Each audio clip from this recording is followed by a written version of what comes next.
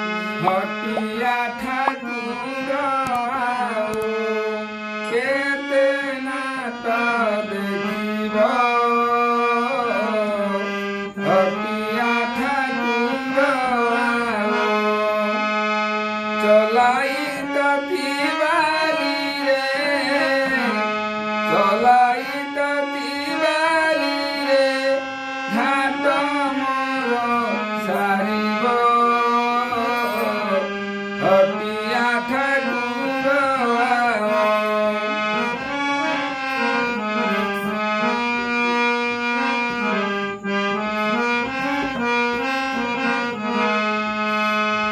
कला बल करु छते कि सुखमा पाउँछ सते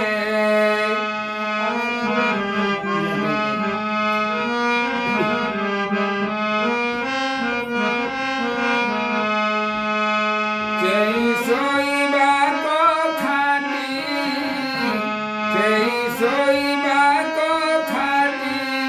केबे आउमे छाडिब हटिया ठाकुर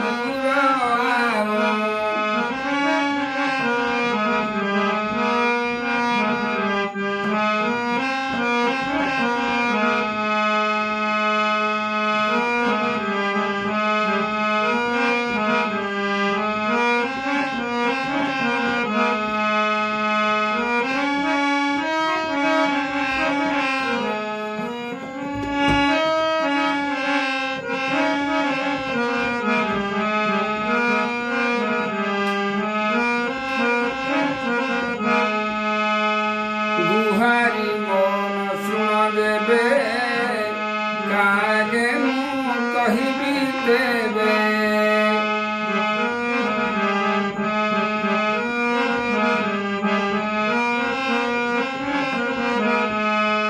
दुख परे दुख